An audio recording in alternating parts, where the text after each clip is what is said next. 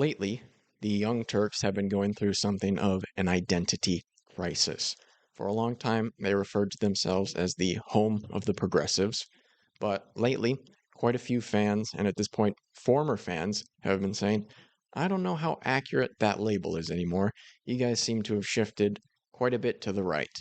And one of those people was a contributor to the show, Francesca Fiorentini, who says yesterday, Cenk has announced I am no longer allowed to appear on the damage report based on disagreements with TYT's main hosts, and yes, calling Cenk a bitch for engaging with Dr. Phil, a guy who's joining ICE raids on innocent people. Cenk is still doing a 20-minute, very Kasparian takedown of me to their 6 million subscribers.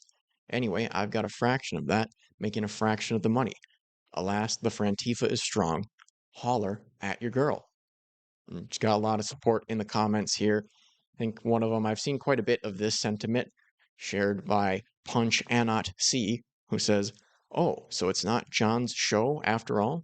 I am old enough to remember when Cenk praised himself for not doing exactly this.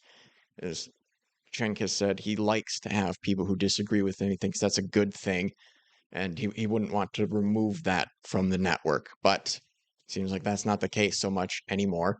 And John Iadarola, who hosts the Damage Report and regularly had Francesca on, I think at least once a week she was on there, has been catching some flack because he hasn't done much in the way of standing up for her or, publicly confronting Cenk about this. But a couple hours ago, Francesca uploaded a video called Why I'm Okay with Being Banned from TYT. You know when you meet someone and they swear that all of their exes were psychos, and then you slowly realize that, oh, wait, I'm talking to the person who was the problem in the relationship? Unrelatedly, the Young Turks. And I'm going to make this as brief as possible because there are a million far more important and pressing things going on right now. As you know, actual fascism. But to make it brief, Cenk Uygur, the head of TYT, recently hath forboten me from appearing on any TYT shows because, in part, I said that him capitulating to right-wing framing on many issues meant he was, quote, acting like a bitch. And the truth is, he was, and I'll explain that a little bit later. But first, some backstory. So I have been a contractor at TYT for No, Cenk has said that, he likes having disagreement and that sort of thing. He's totally fine with it. I don't know how many places of work you can get away with referring to your boss as a bitch. Probably not very many, but I mean, you would think if there was a place, it would be TYT. 10 years now, appearing on all of the shows as a fill-in host, as a guest host during election coverage, on the TYT main show, on the Damage Report, and on Indisputable, along with a lot of other shows. I have always hopped on at the last minute, always helped out in a pinch. I guest host last minute, and yes, I was paid. And if you're watching this and you are a TYT contributor and you are not getting paid, stop going on TYT until you do. I've never been. Is that a thing that there are contributors who straight up don't get paid? I've heard that Cenk is very cheap and likes to pay people as little as he possibly can, which, doesn't seem very progressive. But are there people who straight up don't get paid for their appearances? For like regular contributions? I get, you come on for an interview or whatever, you're not going to get paid for that. Been a full-time employee, never got health care, never got maternity leave when I had my child. But back in 2018, I was hired for a 6-month contract to pilot a show for $3,000 a month. Then, however, their funding bottomed out and I was let go. And they broke their contract. My reps at the time thought I should sue to get the full 6 months of payment and work that I was owed, but I didn't because I told them that TYT was good people and I wanted to maintain my relationship, and I did. That is until. I wonder, do you regret that now? Could have just gotten the 6 months pay and cut your ties then. I mean, I don't think very many people get much of anything out of being associated with TYT at this point. And I mean, John Iadarola is probably like one of the primary people that does, if anybody does. And I think at this point, he's really got to be thinking, man, I wish I would have built something up on the side while I was doing this or something.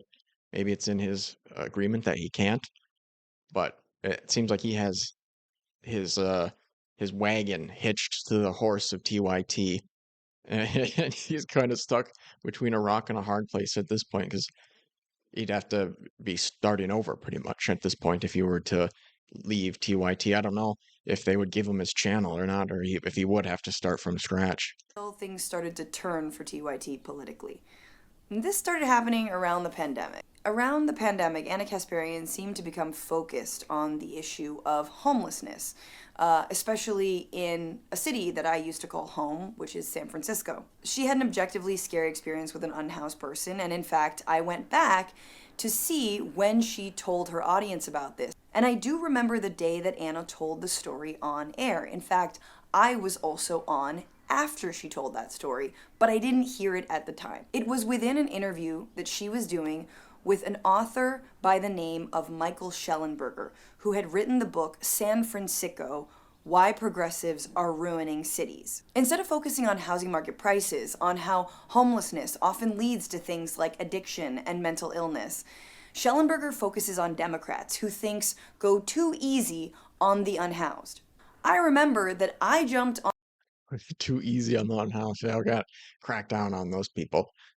Just in case you haven't seen it, I think this is what was a really formative moment for Anna, where she talks about how she was assaulted by a homeless guy. There's just a couple minutes.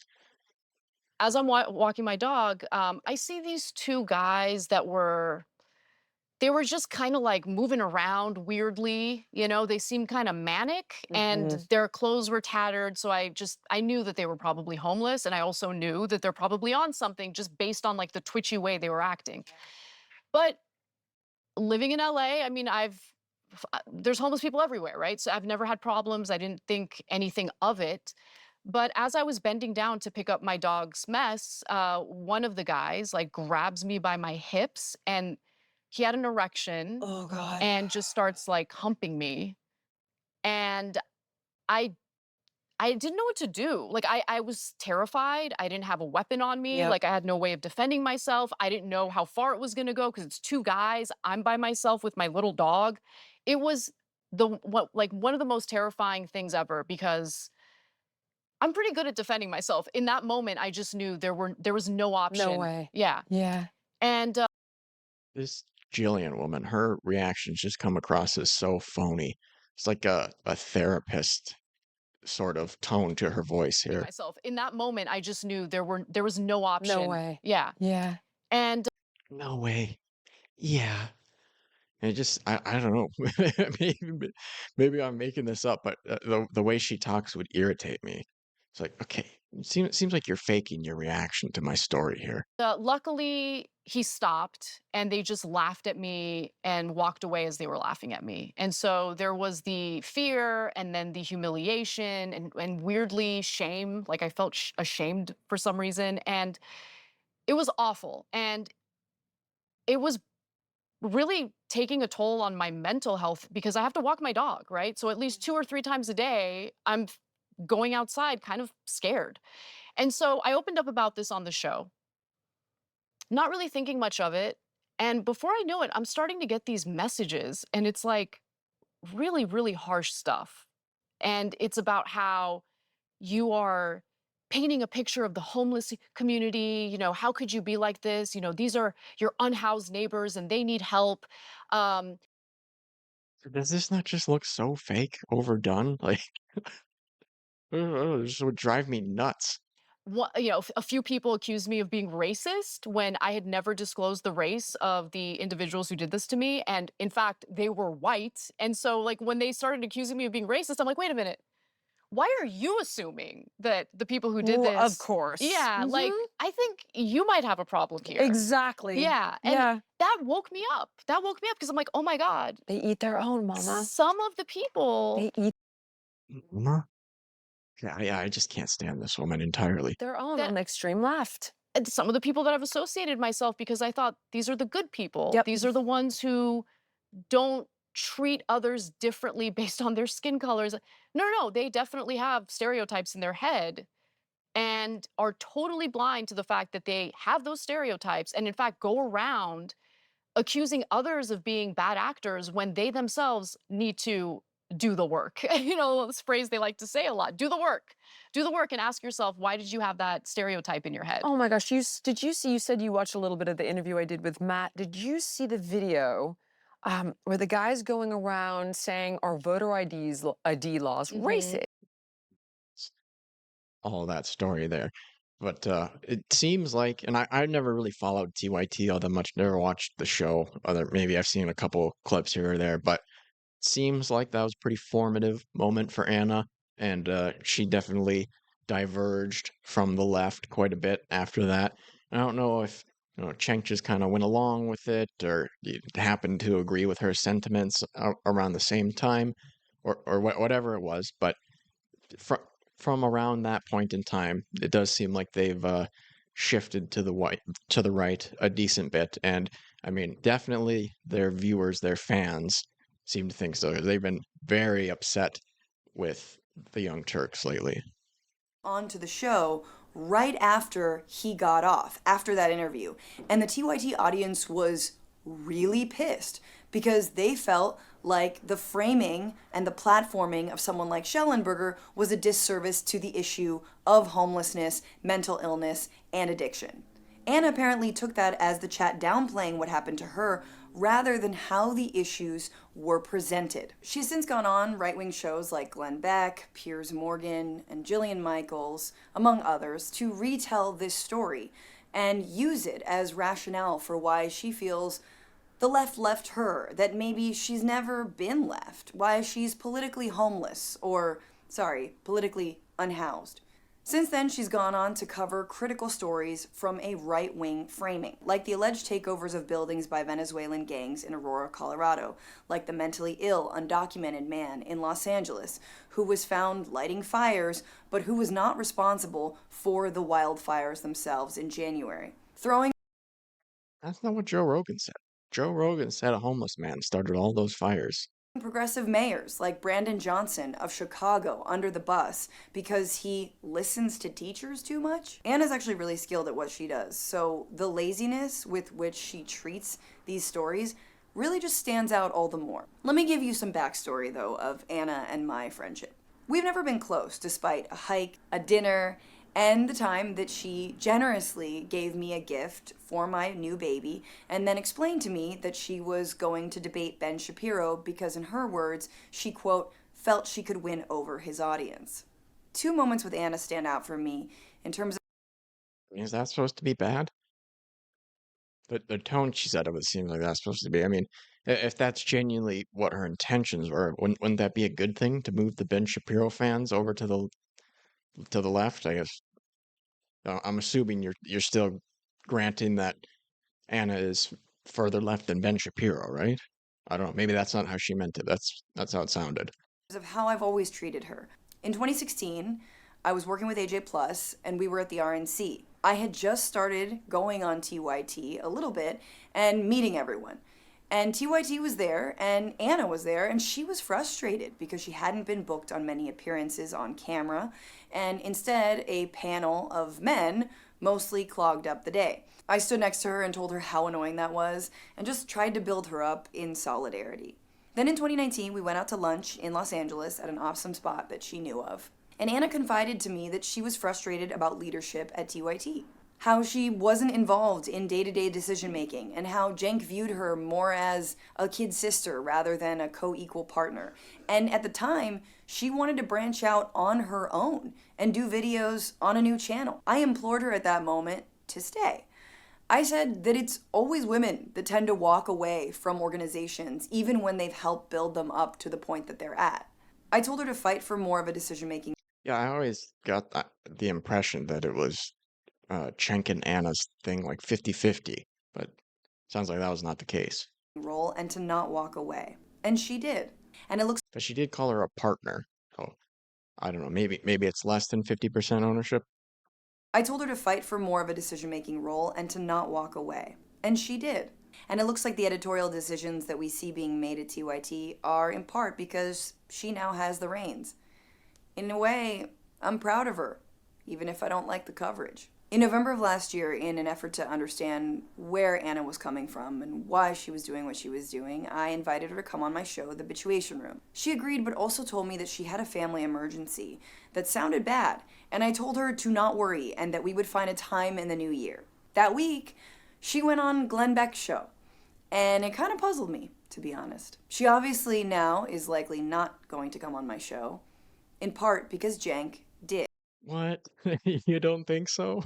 And I wanted to talk to him about his own very cordial conversations with the right since the election or re-election of Donald Trump, in which he tells various figures, from Charlie Kirk to Patrick Bet-David to Tim Pool to RFK Jr. lover, again, Jillian Michaels, about how he agrees that the left is often cruel and too extreme, saying that at a time where people are literally being disappeared for their political beliefs by this right-wing agenda. Anyone can watch the discussion. I put it in the link below, and it's honestly just a really disturbing portrait of his very with me or against me mentality. I even foreshadowed in the video.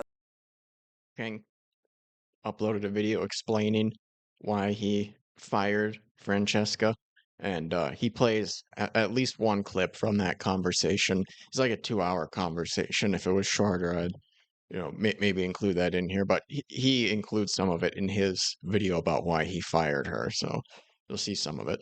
The idea that he would boot me from TYT one day. And he did. It was also staggering how much he was shadowboxing with me as some kind of stand-in for the max left that has lost their minds. In that video, he laughed at me for suggesting that Trump would create detention camps. After the discussion in December, TYT main show never asked me back on. And then when I made a harmless little video pointing out that yes, there are detention camps, that seemed to be one of the final straws. Personally, Cenk and I were never close. When he said, "Oh, I told you so." Yeah, yeah. I as much as Cenk says he doesn't mind disagreement, he doesn't seem like the type of guy that would like that at all. Close. In 2022, I think, we went out to lunch and he asked me if I wanted to work with TYT full-time. And it gave me pause. Look, I work with a number of outlets. I am a stand-up comedian. I value my free time, and I have my own show. I wanted time to do those things, but also I pay through the nose for things like healthcare, and a little bit of job stability would be amazing. I also know how hard the company works people who work there, and I know how it treated the union drive. I also know how much they deny full-time employees. I don't know about the union story or whatever, but the way she's talking about it sounds like the Young Turks pushed back against the employees unionizing or something like that. That also sounds very progressive, if so. Bonuses every year, even when they're delivering millions of views. I know that they're kind of cheap, and Cenk usually doesn't like it when people negotiate with him. So I said, sure, I want to work for TYT full-time, but it depends on the offer, which, by the way, you should always ask for an offer before you pledge loyalty to anyone or any company. An offer never came, because in my view, loyalty wasn't a given. All this to say, I'm not sad to leave TYT behind, especially now, with, of course, the exception of the damage report with John Iadarola, who I care about and I think is so talented. But we live in a time of right-wing monsters, authoritarians, and yes, fascists. And anyone capitulating to their framework about human rights, about policing, around militarism, is not serious about liberation or democracy. Please, never watch anyone who can't admit when they're wrong. Never watch anyone who tells you that their strategy is right and that they are the way, the truth. Ever watch somebody who tells you their strategy is right? I mean, isn't everybody going to say that? Why would it be your strategy if you didn't think it was right? The light. Never listen to anyone who doesn't have a sense of humor when they are acting like a bitch. I am one person with a scrappy YouTube channel who pieces together Scrappy, like Scooby-Doo's cousin? You have a whole YouTube channel based on that? my annual living.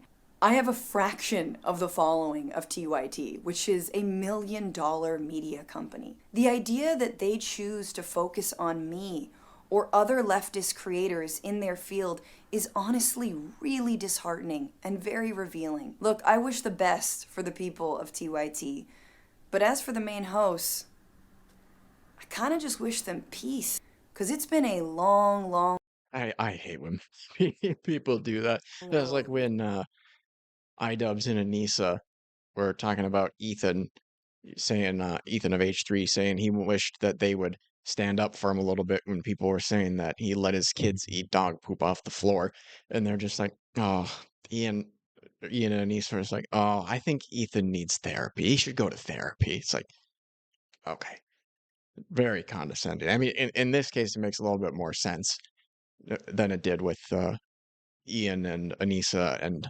H3. But it's still, I can't stand when people do that stuff. With many skeletons in many closets.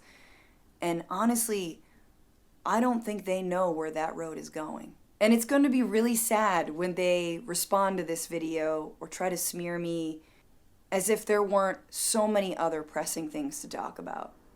But I just had to get it off my chest, explain to you what's going on, and tell you that I am the host of the Bitchuation Room podcast and also America Unhinged on Zateo. And you can also catch me doing live comedy, hopefully in a city near you. Until then, later. Okay, so that was her response to being fired. And this video is actually older, where Cenk explains why he fired her. This was uploaded 1 day ago. It just says, I think it was just over a day at this point. Recently, Francesca Fiorentini asked us at TYT to take her podcast, The Bitchuation Room, off the network, and we happily agreed to that. And today, I'm going a little further, and I'm going to take Francesca off the network entirely. So you won't see her on any of the. You were very happy to do it then. You're ecstatic to take her podcast off the website, sounds like. And I'm going to take Francesca off the network entirely. So you won't see her on any of the TYT shows going forward. So I want you guys to know why I'm doing that and how this whole situation isn't really about Francesca. It's about TYT, our community, and what we stand for. And so we're for open minds and open hearts. And so I want all of you to know that, and I want to build a community that believes in that and invites people in that believe in the same things. And by the way, if you don't believe in the same things and you say, no, I have a strict ideology and I have no open mind about that, no problem. There are tons of shows out there for you guys. So first of all, we've had some disagreements. Very open, and then except for people who criticize me and except for people who have firm ideologies. I certainly have with some of the far left, but I think they've been relatively small. But if you think that they've been large, no problem. So they've been around the issue of crime. Did crime rise between 2019 and 2023? Well, that's a fact, it did. But it's okay, we could have different interpretations of it, that's not an issue at all. We certainly are against police abuse and we've fought against it. I would argue at least as much as any show on the planet, and perhaps a lot more. And I take great pride that Benjamin Crump, among others, said that Trayvon Martin would not have gotten anywhere near the national coverage that he did if it wasn't for the Young Turks. So nevertheless, we could have disagreements about specific policy issues, and we do on slogans and framing, et cetera. For example, defund the police, Latinx. These are normal disagreements within any community. And I certainly would never want to. How many communities are debating the use of Latinx? I think that's pretty much just like progressive lefty type media. I think those are the only people who have that debate. Shut that down because we're, again, for open minds. And of course, we've had some disagreements on the issue of transgender rights. Let me just say quickly what my position is, because a lot of people outside of the network have been misleading you about this. So I'm for 100% constitutional rights for transgender Americans, because why? They're Americans, just like the rest of us, and they should have the same exact rights as us. They should be protected in bathrooms, they should definitely be allowed to serve in the military, and I happen to think that they should be allowed to play, transgender girls should be allowed to play in girls sports in high school. Now, my position on that is not overall popular in the country. I understand that, and I have a strategy for hopefully how to win on that in the long run.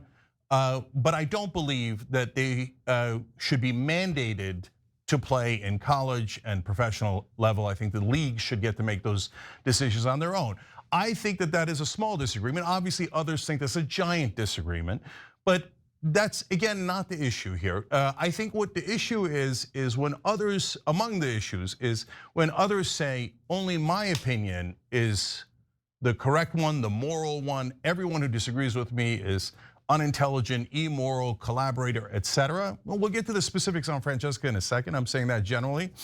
And that they speak for the left. Well, let's find out if they do speak for the left. This is a little bit of Francesca, a little bit of Emma Vigeland from Majority Report, and spliced in is the actual facts about what the American people think, and interestingly, what Democratic voters think. First, let's watch this.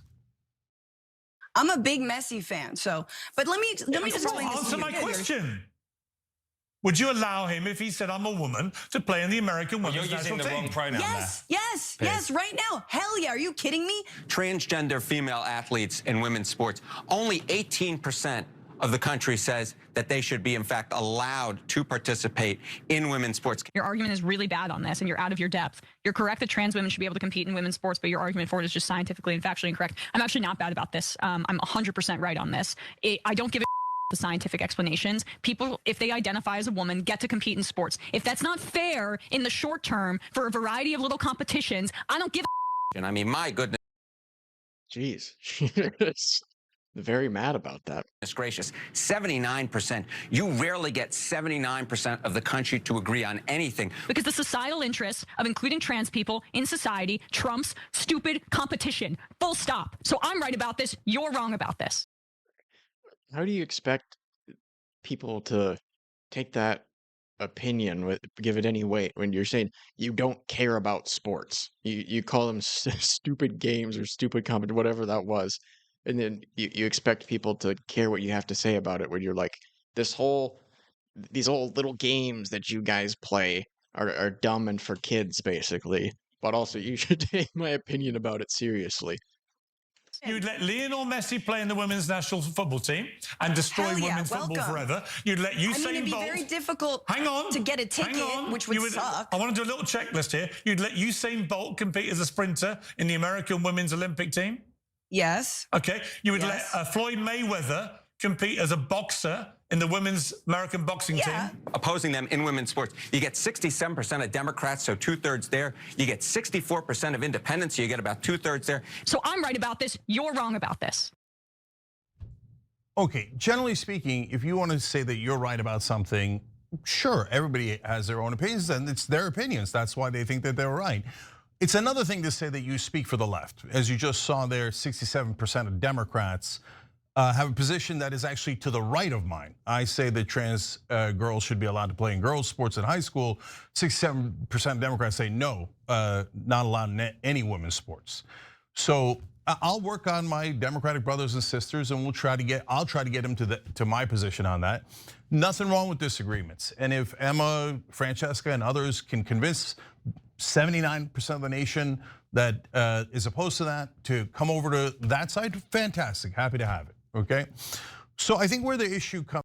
So with all of that, just say he's firing her because of her opinion on trans sports and how resolute and sure of herself she is.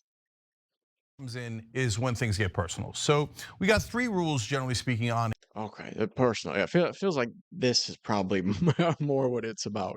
I think where the issue comes in is when things get personal. So we got 3 rules, generally speaking, on air here at TYT that are relatively bright lines. So one is, and I say relative, I'll explain that in a second. One is no lying. 2 is no threats of physical violence. And number 3 is don't denigrate personally the other hosts in the network over and over and over again. And I say relatively bright lines because it should be relatively easy to follow, but I get that people have disagreements about, hey, what's a lie? Are what they say about crime stats a lie or not? No, I'm not gonna nitpick that. And we get into heated debates from time to time, me and Ben Glebe in the past, me, Ben Mankiewicz, me, Michael Schur, et cetera. And I love those debates. And from somebody might cross the line and say something they shouldn't know, but we usually hug it out. And so I'm not nitpicking here. What we're looking for is, hey, are we all rowing generally in the same direction, or are some of us drilling holes in the boat? And so are you doing it over and over again on purpose to try to create an issue? Or even if you're not trying to do it, you are creating an issue by constantly attacking our own. And I have applied this 2 other times, which I'll tell you about in a minute. Is it our own or me, Cenk? This all started, unfortunately, when I went on Francesca's show and we had what seemed like a normal conversation and debate about this issue until it made a turn. And this is part of the turn. Let me show you. I'm reminded of the book by I think his name is Michael Schneider on tyranny, and he wrote it's like 20 lessons from the 20th century about authoritarianism and fascism. And one of the things that has come to mind when you say my strategy will protect us is he has this chapter. I'm going to bring it up. The first part of it called "Do Not Obey in Advance," and he writes most of the power of authoritarianism is freely given. In times like these, individuals think ahead about what a more repressive government will want, and then offer themselves without being asked. A citizen who adapts in this way is teaching power what it can do. In other words, you don't have to do the sort of crackdown on the left around speech because I'm going to do it for you, or you don't have to but come I'm not to me. Cracking down. Again, you're misstating it. I'm doing the exact opposite. You're cracking down by saying, Cenk, you're out of bounds, so you should stop with your stupid opinion. So and because you're implicating me. I can't believe that a guy who I used to admire and who I thought had a lot of fight is trying to scratch the back of people who absolutely would never do the same for them. So we just spent an hour and a half me explaining how I'm not scratching their back. I'm trying to get but I can show you more populace clips, to agree man. with us on things we believe in, and we've always believed in. And you go. Did you not pick up on the fact in that hour and a half that she seems to disagree with you, Cenk?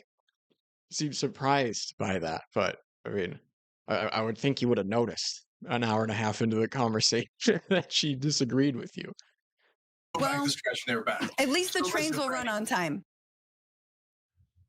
The train's running on time, presumably a reference to Germany. I'm the collaborator, and I'm scratching the right wing's back by having my opinion. The opinion I've always had, an opinion I've had for years, and you guys have seen for years on the show. But if you don't agree with Francesca in that particular case, and some other folks in the extreme left, well, you're not allowed to have that opinion. That is immoral by definition. And how dare you disagree with them? That makes you a right winger, a collaborator, et cetera. But if you say, hey, Cenk, look, I know that she. I mean, is that what she said there? She just said you were kind of scratching the right's back. She's quoting someone, collaborating with. Not. I mean, I guess probably she would think that it's immoral, but I mean, you didn't do a very good job of showing it, if that's what you're trying to argue. An authoritarian government and saying that that's what you're doing and you're helping the right wing. And then she's not open to the idea of, hey, maybe there's a different strategy and a different opinion on this that gets us the same result, protecting trans folks or whichever topic we're talking about. Okay, if you're not, and at that point, I certainly hadn't done anything. I think that was, I didn't appreciate that, but that's okay. We kept going, and she's been on the network since. Then she started to do more and more and more, and it got more and more personal. So after that discussion, this happened. I like that we can both be very Mediterranean about it and get super mad, but then rein it in and be cool and then be we're yeah, we're just gonna yell and then we're gonna be fine and then we're gonna get over it. So that's the kind of. Well, it seems like Cenk did not get over it. That's the kind of beer I like to have. Yes, thank you. 2 days later. I mean, I have my own thoughts on why he's doing it. I think, if you think your brain was broken by the 2024 election, I think we're looking at a case where someone's brain was broken even harder. Okay, but look, guys, if she had said that about another host, I probably would have drawn the line there. But it's about me, so I wanted to give more leeway. My brain is broken, and by the way, that's still okay. The first time she's getting super personal. Collaborator, maybe that's a political opinion. Now we're a broken brain, even though we were supposed to have a beer and we were supposed to hash it out and be okay afterwards, but apparently not okay afterwards. But then that was the tip of the iceberg. She continued. Well, maybe she's willing to drink a beer with a brain broken idiot, right? Did you even try to have a beer after that, Cenk? Again and again. Here's the next one. I do think it's sad that even though they allow people like us into the fold and the fray, they refuse to learn from us or listen to us. And I think that when you have been doing this work for so long and you still cannot grasp the idea of intersectionality, how race and gender and class all intertwine with one another, and how the right, the fascist goal is to divide us based on these lines. Like, I don't know like who you are. Like, I'm not even, I don't even know if you're smart. You know what I mean? I don't even know. First of all, I don't know who your political mentors are. I don't know who you look up to. I don't know what your touchstones are. I don't know if you know your history in terms of like civil rights, women's rights, gay rights struggle in this country. I don't know anything. I call into question all of that. It sounds like you are just an opportunistic mouthpiece who wants clicks time and time again. Okay, so obviously it's getting deeply personal there. Opportunistic mouthpiece, can't grasp simple concepts, not smart. But guys, and I'm not angry. Look, people have different opinions and they want to make it personal. It is what it is, right? I'm more sad about it.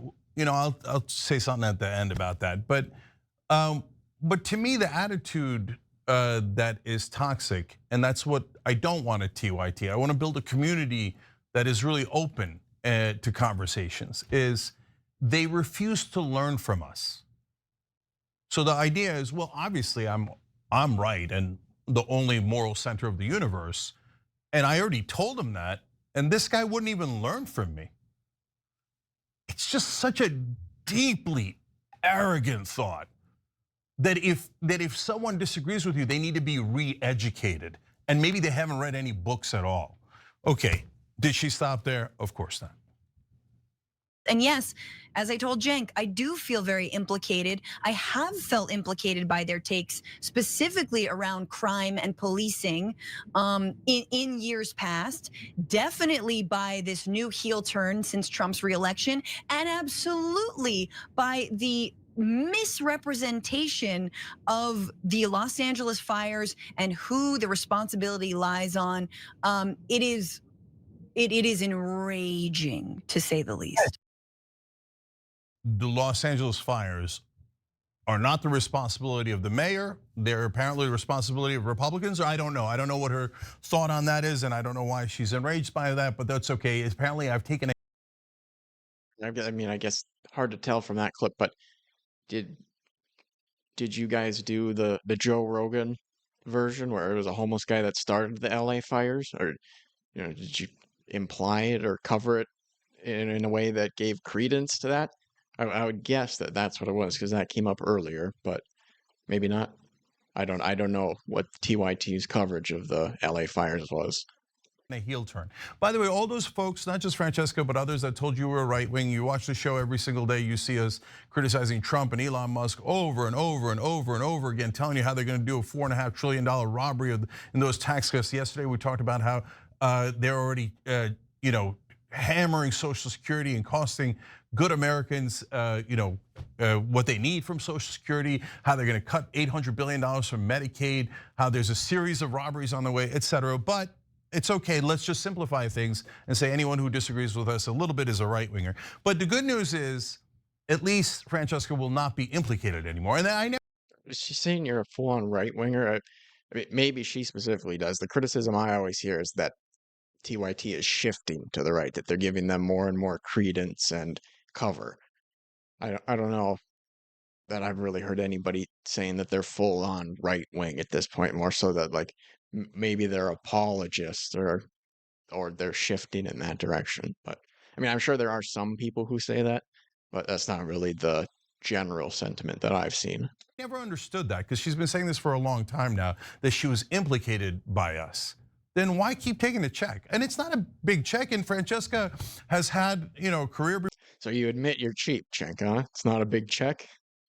And why keep taking the check? And it's not a big check, and Francesca has had, career before us. She talks about that. Of course she did. And she'll have a career after us. There's no problem with that. So why, if you think we're collaborators and we've taken a heel turn and we're working with fascists, Why did you choose to get implicated with us all these days? But good news, no longer implicated. Believe it or not, she did not stop there. This is now another show. Watch.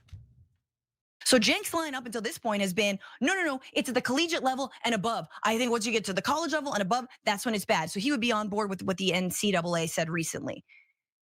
But you're so dumb. You're so dumb. I don't even know how to explain it to you anymore. Unless, this is the other option, unless you also are a transphobe.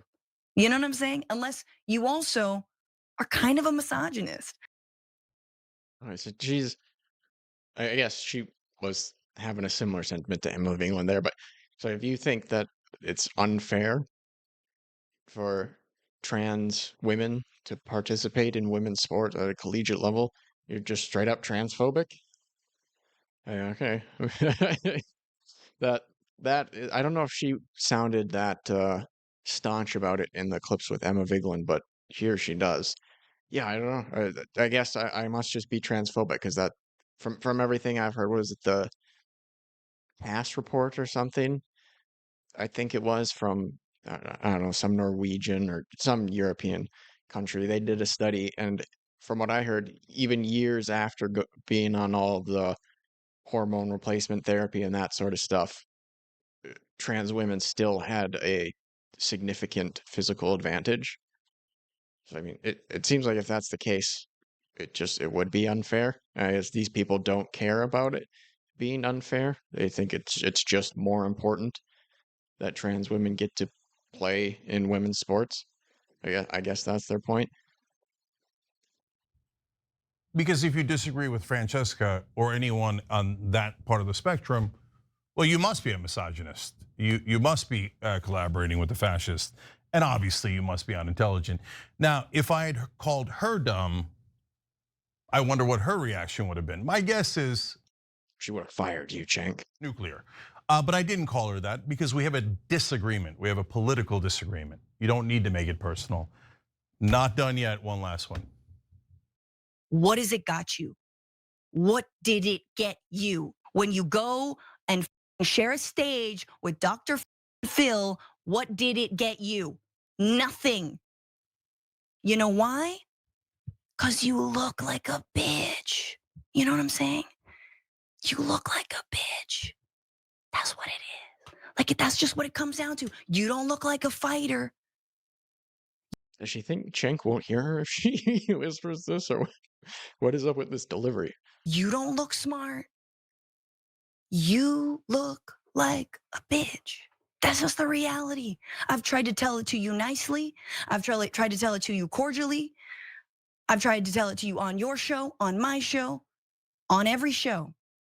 And so either you A, are a bitch, or B, you actually agree with the right. And I'm starting to think, in fact, I do think it's the latter. Okay. So again, if I had called her that would have been a different situation, right? But look, guys, also on the policy or the strategy, when you go, I mean, it'd be nice if you had something more to substantiate rather than just saying, well, if it was the other way around, I don't know. I mean, I guess here she is being more boisterous or whatever, but I don't know. I feel like if you're going to repeat the point over and over again, maybe have something more to substantiate other than just, well, this is what I think would happen if it was the other way around. Talk to the right wingers. First, we did that, and I mainly did that. And there was a lot of blowback saying, don't ever talk to the right wing. But they won the popular vote. How are we going to win back the voters if we never talk to them? If we don't win them back, we can't ever win an election. And that doesn't mean the far end of MAGA. It means the independents that voted for Trump and maybe some right-wing populists that voted for Trump. Now I've noticed that faction is now saying, well, I mean, of course we should talk to the right, but we should only yell at them or we should only accost them. That seems like a really productive conversation. And now I guarantee you they'll say, no, I don't mean just yell at them, but just like build coalitions. As Francesca said recently, apparently she's changed her mind. I think these people's frustration is kind of along the lines of what I've heard Tim Walz say recently, where, now that Trump has been reelected and he's going after Social Security and Medicaid, SNAP, Department of Education, and all this sort of stuff, that people are not going to be okay with Democrats going and tinkering around the edges. They're going to want healthcare for all and that sort of thing. So or like the criticism of basically having Tim Walz be so much quieter and then bringing out people like Liz Cheney. I think the main criticism of these people is, stop going to the right and trying to win those people over when you can do more for the people on the left and, get a higher voter turnout from the people on the left who are more in line with you, but maybe just didn't feel motivated enough to actually go out and vote because they didn't hear anything that was all that appealing to them or felt like it was going to make a difference. About being a collaborator, but not with Trump voters. Well, who would it be if it wasn't Trump voters? Those are the folks on the edge of the middle of the spectrum that we got to bring to our side. We've got to right, but there's like a ton of people that didn't vote that are fairly independent or left leaning, and the Francescas of the world, I think, would say speak to those people more so than the people on the right who already have some level of disagreement with you. convince them that the populist left is right, not necessarily the populist right, or parts where we agree, hey, great, let's work together on that. So who are we building coalitions with if it isn't the other side or people who voted in the other direction? And if we talk to them, what are we doing? Only screaming fascist in their face? Or are we having a human conversation? So look, this is not an attitude that I agree with. Again, there are other shows that love what she's saying. And no problem, to each his own, it's a free country. Go and love that and yell and scream and do all the things that you want to do. But do you think that after you do a joint appearance with Dr. Phil or anyone else, that the very next day all of MAGA is going to show up and go, oh, I changed my mind? You're absolutely right. No, this is a gradual process where Americans begin to talk to one another and start to learn about each other and start, oh, that's what you mean. Oh, that's how you perceived it. And we begin to have human conversations until we understand each other. Again, if you don't want to understand them and you don't want to do that, plenty of other shows. So she said, I tried to tell him nicely. He keeps acting like he's angry. He's not being super loud or anything, but he's oh, fine, you disagree, get out of here, leave, go somewhere else. That's fine with me. So yeah, you might not be yelling, but you definitely seem mad. Did you? Did you? Because I might have missed that part. All right, guys, you get it by now. Look, there's two other times that I enforced this rule. One was when Sam Cedar was doing it to Jimmy Dore, and they were both in the network. Sam's show was nominally in the network as part of our YouTube partner group, and that's what we were doing early on. And I was happy and thrilled with all the folks that were in it before. And then we stopped doing that since then. So God bless, no problem with that. And in terms of Sam and others leaving at that point, at different points from that network we were trying to set up. But while they were in the network, I said, Sam, you can disagree with Jimmy all you want. And in fact, I agree with you on the policy you're criticizing him on. But stop doing personal insults. You're doing like personal insult after personal insult. I could be wrong about this, but I think the disagreement was around that time Jimmy Dore was saying that maybe Trump getting elected would be a good thing because it would make people realize how bad the right is and radicalize them towards the left. And then you could get stuff like Medicare for all. And Sam was saying, well, I don't know that that's true really. And also you're giving Trump an opportunity to do a lot of damage. I think that's the argument that's being referenced, as I remember them having a debate along those lines back in the day, like around that time that Trump was running the first time, I think. So I talked to him about that. He wouldn't agree. He loved the personal insults. He wanted to keep going, and apparently that's a thing that he does like, and that's what he likes to do every time, apparently. And so, okay, that's Sam. But we did enforce it before, and then. Ironically, the second time we enforced it was against Jimmy Dore when he was doing it to Francesca. And he'd called her an effing liar, and he'd called her, and he said that she was a paid shill, which is a classic go-to move for Jimmy. Although he misspelled it paid chill, which sounds pretty nice. And I said, Jimmy, you can't do that. I mean, ironically, he's the only one who actually apologized and said, I won't do it again. And he apologized to Francesca.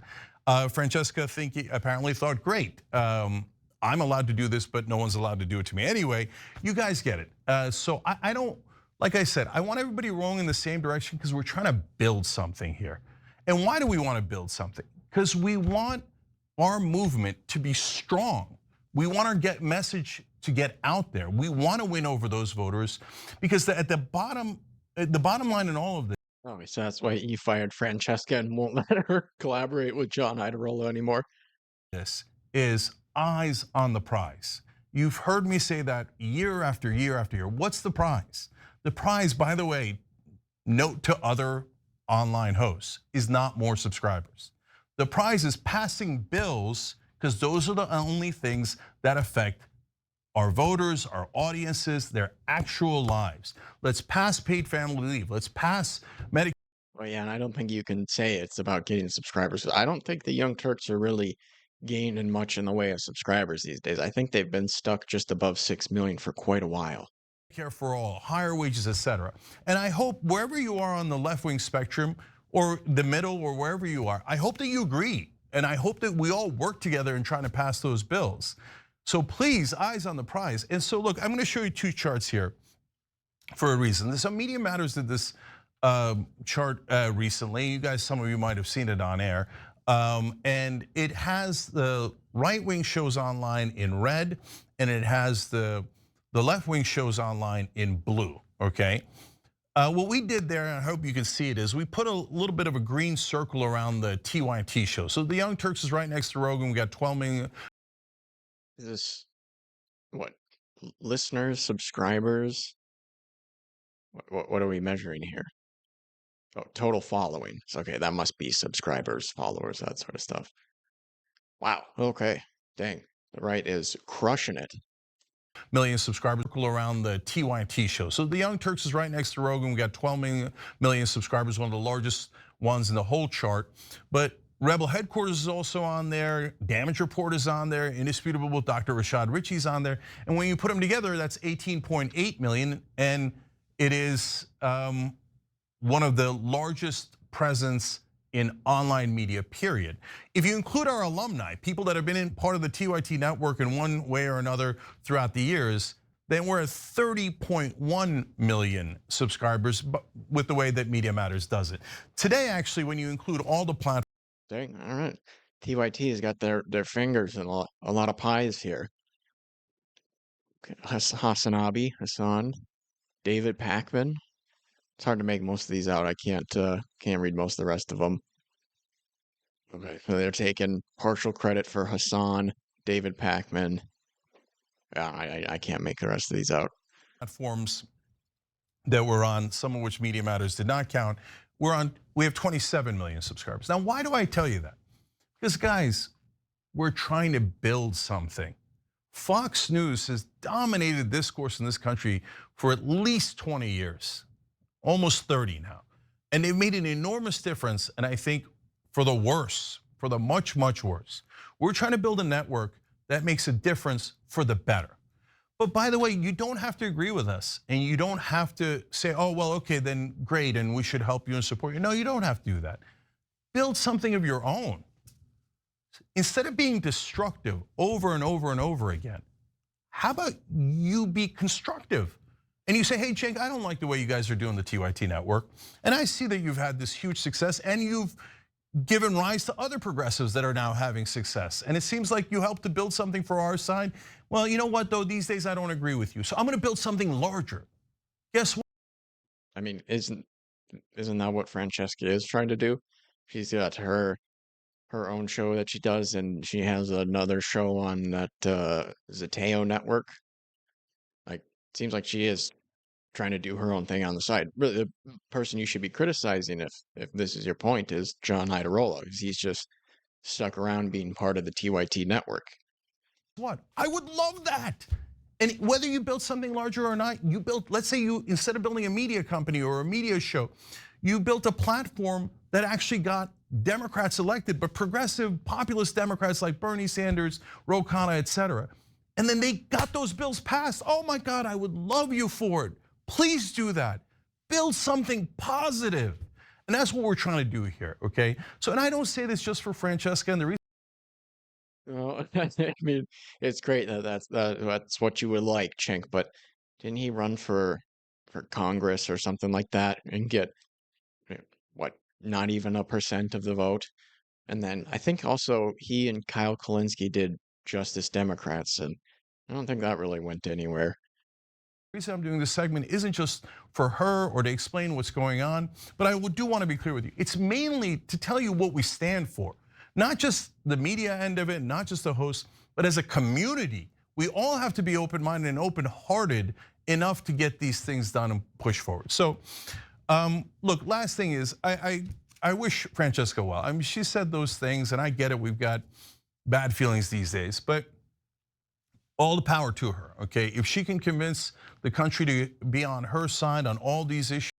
So he's doing the same thing, Francesca. I just want peace for them. Things, and I get it. We've got bad feelings these days, but all the power to her, okay? If she can convince the country to. All the power to you. I am going to be firing you and not allowing you to go on the damage report, but truly more power to you. Be on her side on all these issues, even the ones we disagree on. Terrific. Go try that. Try to make that happen. And no problem. Happy to have it. Like she said, good career before. I'm sure she will afterwards. You can go check her out wherever she is. So I don't have hard feelings. I'm not angry. I'm just done with it. I want a positive atmosphere here where we fight for you guys. And we. No, it's like DSP. Just want to do some positive content. Do that in all different ways. So if some hosts have a different idea on how to do it, great, let's have that conversation. We've had that conversations, those debates, those discussions, so we can get to the right answer and so we can help you guys decide what you believe instead of what we believe. So for folks who don't want to be part of that, bless your hearts. Go get them, Tiger, okay? But for folks who think, yeah, that's a great. Go get them, Tiger. I can't stand older people do that sort of stuff. I used to work at a Perkins, and the old guys there, they'd always say stuff like call you champ or tiger or sport. It just comes across so condescending. It drives me nuts. Great idea, and I'd love to pass the things that are in your populist plank. 6 incredibly popular policies, higher wages, anti-war, etc. Get money out of politics. So if we can do that together, whether we disagree on some issues or not, wonderful. But whatever you do, please roll forward. Please be mindful of others that are, in this community. Care for each other, love each other, and let's try to be positive together. And let's go build something as we always do at TYT.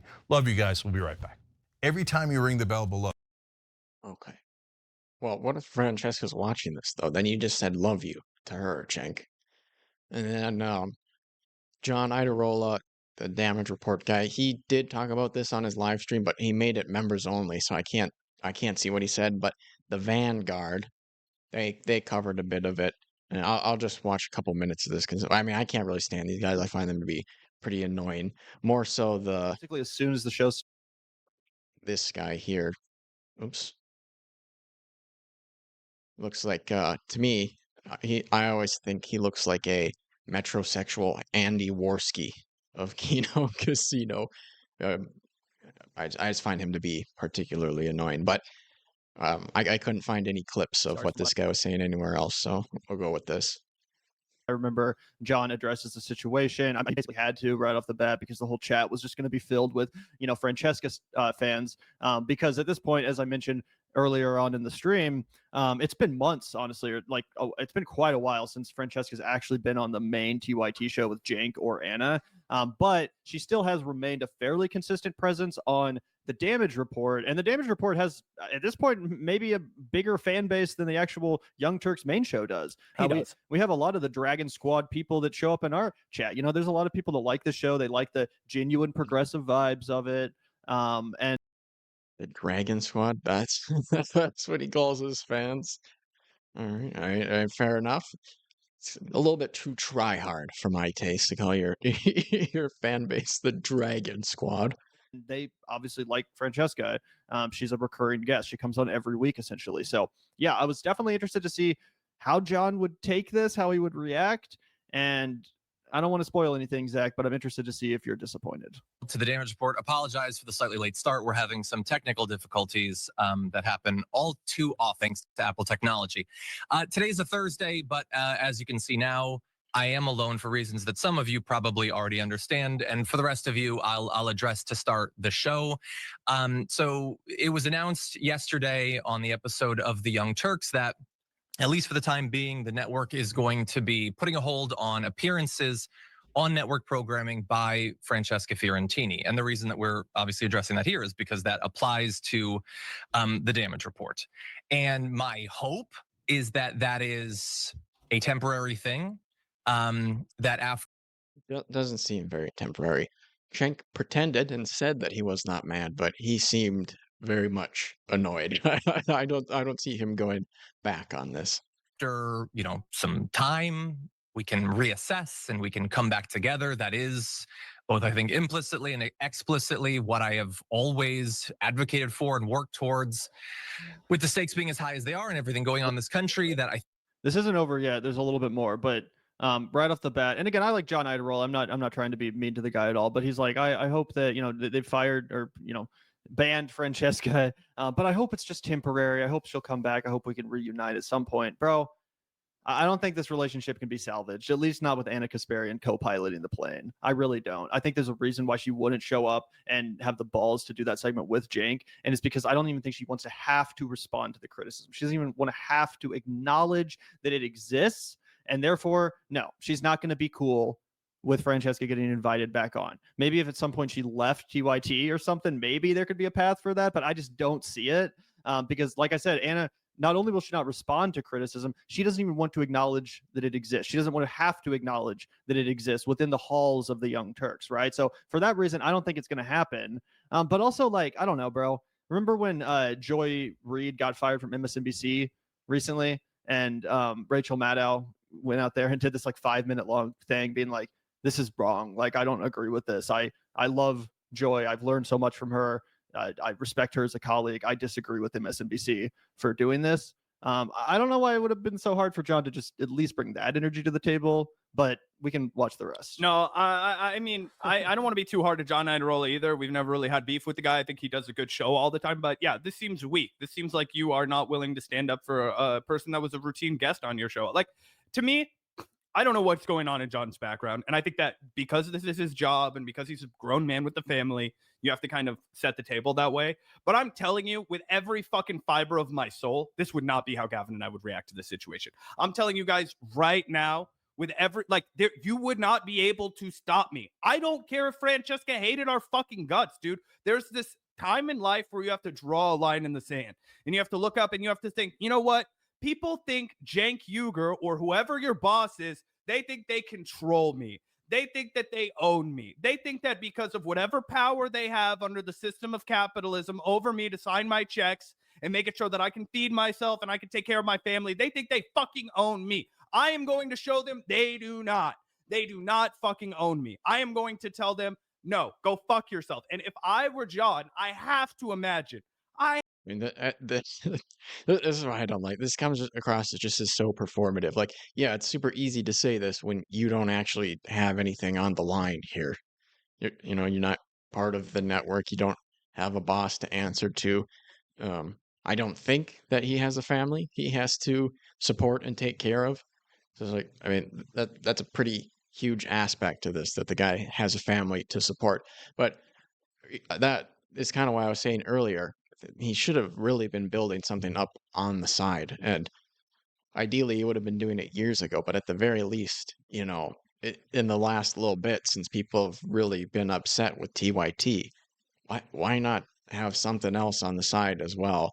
So you have something to fall back on at least. And then, if you do have to quit TYT or whatever, you can put your all into that and you're not starting from zero. But yeah, I don't know. It just seems. I mean, look at him right here. He's really getting into his performance.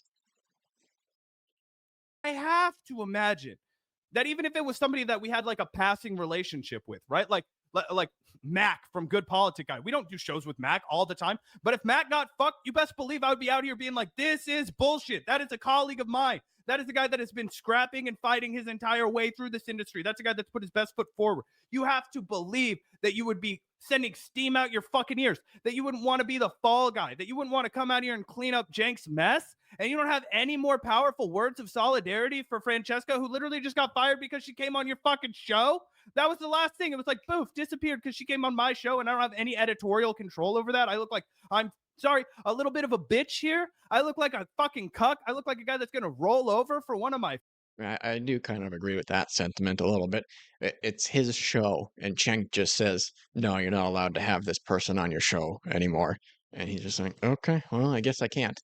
That is pretty lame that, he put so much time into this and made it as successful as it is, and then Cenk just gets to have that much control over how he runs the show. I mean, that would be very, very irritating to me. Friends, the way that he treats her on air seems friendly, seems like somebody that you have a real relationship with. And again, I get it. It's not fair to fucking plow into this when it's somebody else's job. But when your job is to give your opinion on things, when your job is to be a moral compass for your audience, when your job is to stick up for the little guy and you choose not to, leaves a mark. I think that we all need to work together, and I think that we're stronger when we're all together. That said, if you are interested in the reasoning behind this hopefully temporary split, Cenk and Anna addressed it on Francesca chatting to the Vanguard. I'm pretty sure they were live streaming this. She says, love your commentary. I hope to come on Manana. I'm dropping my response now. If folks want to check it out after the stream, give it some love, boost them. On the show, he played clips of some of the remarks that Francesca have made towards him. I'm not going to relitigate all of those, but if you want to see the video, they included it in their clip. There are some comments. So Cenk's allowed to relitigate it, but you're not. Check. Among that I've spoken with Francesca about previously. And so some of you, in seeing the reasoning, I think will find it to be quite reasonable. Others of you will not. I hope that you understand that as I react to this, because I found out about this not that much longer before everybody else did yesterday. And that's also pretty crazy. He just found out about this, right? And again, Francesca comes on his show. He's the supposed editor-in-chief of that. He just found out who he can have on his show. Imagine running an operation like that. Obviously, we're a little bit spoiled because we've only ever known independent, like truly independent media, having our own show, having 100% editorial control over the decisions we make. It from the ground. But imagine that. He's like, shit, I'm sitting here having to do the show by myself because my boss told me 13 hours ago that one of the main people I rely on to be my co-host can't work for me anymore. And now I have to do this bullshit, speaking outside of both sides of my mouth. This is like a parody of someone who is unfortunately too cowardly to actually take a stand and say how he fucking feels. And he's about to explain why. I understand. No, it does seem like he's just towing the company line. He's not willing to make any real noise about it. Just wants to keep doing his show, collecting the paycheck, that sort of thing. The personal history, loyalty, all that kind of stuff. It's not nothing, but I do think this is a moment that requires a little bit more of a backbone. Yeah. John is what we call a company man, and he's earned that title. While I was on my leave, that I'm in a very difficult position because while I think most people probably find themselves on one or other side of this split either defined by the disagreements or by... You mean your entire fucking audience on one side and then your boss on the other? Some of the attacks that have been made, they find themselves on one side or the other. I care about people on all sides of it. I care about, these are all people that I know and care. I mean, this is a very mealy-mouthed, like both sides scene response. It is. It was like barely even worth addressing. Like, oh, I have sympathies for people on both sides of the equation. I think both people said some things right and some things wrong. It's like, all right, man. I mean, how afraid of Cenk are you, really? Care about and have worked with for a very long time. I've been doing this work with Francesca since 2016, nearly a decade ago now, and I've worked with Anna and Cenk since 2012. That just doesn't sit well with me. I mean, obviously, Gavin and I, we can't use each other as an example because we hang out every single day and we've known each other since 5th grade. So we have, a really strong friendship and a bond. Gavin's my best fucking friend. I'm not going to let somebody fire him and take a shit on him on air and then work there and smile and be like, well, it was just a good old fashioned disagreement, right? But I have to imagine, again, I still really love all of my coworkers that afterward, right? Like if my boy Peyton had gotten fucked and I was still working there, you best believe I would raise hell about that. You best believe I'd be like pissed off. I'd be like, I can't believe you would fire my friend. And I've known Peyton for 3 years. Knowing somebody for 9 years, guys, working with them side by side in a collaborative medium like this, you forge a real relationship, a true bond. And if you can't stick up for someone like that, I have to question, like, are you willing to fight for someone you don't know? You won't even fight for someone you do know. How am I supposed to come to this home of progressives and actually expect to get any I mean, sure, but by advocating for general progressive policies and stuff, he's not risking his job that he uses to support his family. I can get what he's saying, but I don't think it's a very strong point. Like, if it was as risky for, if there was the same amount of risk for standing up for Francesca as there was for advocating for progressive policies, then yeah, obviously he would do it then. But if he's going to potentially lose his platform where he can do this sort of stuff and lose his income that he supports his family, it's a completely different thing. legitimate commentary now. All I know is that you will fall in line, John. Whatever Cenk tells you to repeat, that's your line in the sand. Sorry, can't go beyond this goalpost. That's beyond the pale, according to my editor and overlord, Cenk Uygur. So, I mean, really, it's the end of the road. Unsubscribe to the Damage Report, guys. I don't think you're going to get good fucking commentary there. Yeah, and also I think what you're about to hear from John really speaks to the reason why he makes such a good TYT employee these days, to this day, and you'll see what I'm saying. But just listen to this. And the only reason that anybody even knows who I am is because I was offered the job, in late 2011, thanks to the advocacy of Anna Kasparian. And then I care. I mean, kind of lame to straight up say that.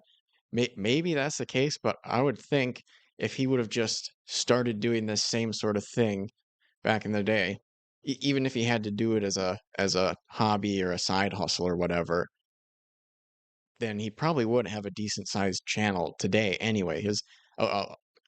A huge part of why TYT is as big as they are now, even ignoring how much they've slipped lately in viewership and stuff, is just because they were on YouTube so early. They're one of the first ones to do news coverage, politics coverage from a progressive lens.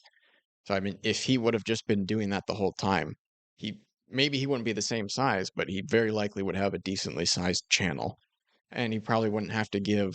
I'm just assuming here. I'm assuming he has to give a cut to TYT, and he wouldn't have to do that if he had built it up on his own. So, I mean, maybe he would have floundered and never made a name for himself, never made any money on YouTube if he hadn't gotten hired by TYT. But I don't know. I would think if people are willing to watch, it's not really just because it's affiliated with TYT. That might get more people to check it out in the first place, but they're not going to keep watching unless they like him and his coverage. So yeah, I feel like really he just should have started doing his own thing at some point in time, and he's completely shot himself in the foot by not doing that, and he's unable to stand up for his friend because of that, and he does kind of look like a little bit of a bum. There you go. People. Unlike Francesca, unlike Mayor Mondale Robinson, unlike Benjamin Dixon, John is willing to say all my success, all of my career is thanks to Cenk and Anna. Thank you so much, Cenk and Anna. I live in debt to you eternally. I can never criticize you. I can never transgress against you because I would be but a pauper if it weren't for you and your graciousness, right? Thank you so much for offering me a career. Thank you so much for giving me legitimacy. No one would even know who I am. I could never have succeeded on my own. I never could have been hired at a different company if it weren't for you, right? And Francesca won't do that. Francesca's like, no, I know my worth. I know I can get hired somewhere else. I have been before. I work at Zateo already, bitch. Sorry. John, apparently, and it's sad, right? Because I don't think he needs to be scared. I think he would succeed without Cenk and Anna. He might do better there's a very good case that he would be more relevant had he split off from. I mean, at this point in time, I think the TYT association is probably more of a stain in the viewer's eyes than it is something that helps him. The Young Turks 3 or 4 years ago, but he still feels this real loyalty, and it's kind of admirable. You know, it's nice to see someone who does actually have that level of loyalty to someone who helped them out, admittedly, in their career. So it's not like, you know, totally just a moral bankruptcy thing, but I do think it's cowardice. Oh, it's totally cowardice, and it's a misplaced loyalty. And yeah, it's reflective of the fact that he doesn't believe in himself enough to succeed on his own. John, leave the Titanic behind. You can't save it. Okay. When you look at the Titanic sinking, all you can do is get in a lifeboat and paddle away. Okay. You're not the captain. Don't go down with the ship. Sure as shit. Don't fucking run cover for a guy that just took a fat shit over your friend and former colleague. Are you kidding me, dude? This makes you look so bad. This makes you look so bad. And I don't know if John knows who we are or has ever watched a single fucking Vanguard video, but we have gone out of our way to not take shits on you, dog. We've made a lot of content very critical of the entire apparatus of TYT. And we always say the Damage Report seems like a good show. John seems like he really means it. You know, even these guys have done an absurd amount of TYT coverage. So, I mean, if they've never said anything about John, I guess maybe they were actually holding back, because, I mean, these guys have probably covered TYT more than anybody I've seen. Even when you don't defend us, when Cenk says a bunch of weird shit about us and, you know, says that I worked at a fucking, you know, law firm, or that I worked at fucking Wall Street, or wherever the hell he said I worked, when I obviously did not work there. You know what I mean? That's fine. You don't have to stick your neck out for us. You don't know who the fuck we are, but you do know who the fuck Francesca is. You know that she cares about the LGBTQ community. She knows she doesn't want to see homeless people be belittled and smeared by an organization that's going to call themselves the largest progressive news network on YouTube. Like, where is your spine, my brother? Please listen to this and know that if Francesca hasn't already said this to you, it's because she's really nice and a really good person. But fuck you for being a coward right here. On both sides. And it's objectively, it's a sad day for the show. I think that you all know, probably because I say it a lot, there are few people in this world I more enjoy doing shows with than Francesca Fiorentini, for a variety of different reasons. We are friends, you know, in our personal life, our children play together, but also because of who she is and what she's worked towards. She's been, you know, doing. I mean, okay, this guy, he really just drives me crazy. Look at what he's doing here.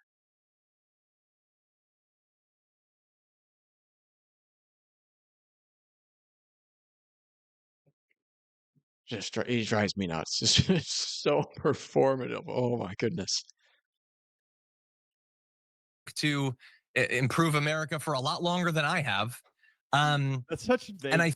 That's so vague too. Like, she's been doing work to improve America for so long. Like, you can't even name any specific thing that she's accomplished, or you can't even like just say anything he's really proud of her for doing. It's like, she's been. I'm not trying to shit too hard on John. He's not Cenk. I'm not trying to sit here and act. Well, yeah, you don't need to. Metro Andy Worski is handling that for you. Like he's just as bad as Cenk and Anna. I get that he doesn't want to part with the Damage Report and the audience and the show that he's built, and he feels like he's. Oh, I don't know if he has any insight, but it sounds like he would have to give the Damage Report channel to TYT, at least from the way this guy's talking. In a weird position. But I don't know. This is kind of funny. Bro, he even comes out and says she's my personal friend. Our children play together. I do not know how you compartmentalize like that. Like, if I'm Francesca, like, I am and again, I don't want to put any words in Fran's mouth. She's her own woman. Whatever she decides is totally up to her. I'm telling you, I would be so fucking livid. I would be so fucking livid. And I trying to imagine, and it's too. I mean, this just sounds like a childless perspective to me. Like, I would think, and maybe I'm wrong on this, I would think Francesca understands. You know, she might not be happy with it, but I would imagine that she understands that John has a family to support. He has to take care of his wife and children. So, yeah, he's not going to go to war with Cenk just because she got fired. But I don't know. I think that's enough of these guys. I don't think really there's much. John's just gonna both sides it as much as he can and say, oh, you know, I can see why they disagreed, and you know, I wish she wouldn't have been fired, but that's about as much as I'm willing to say about it. So I don't know. I'll link the video if you want to finish it. But I've gotten quite the kick out of watching TYT just crash and burn lately. They really are pissing off everybody more and more every day. And I just can't imagine it going well for them if they continue down this path. Pretty much everybody who watches them wants them to, pivot back into the more progressive thing. But at this point, I think even if they did that, people would think they're being disingenuous. So I don't know, they might just continue to death spiral until it's not sustainable for them to do it in the way that it is, because they have a ton of employees that they pay, lots of salaries that they have to support. So, I don't know, not looking too good for TYT. Not looking too good.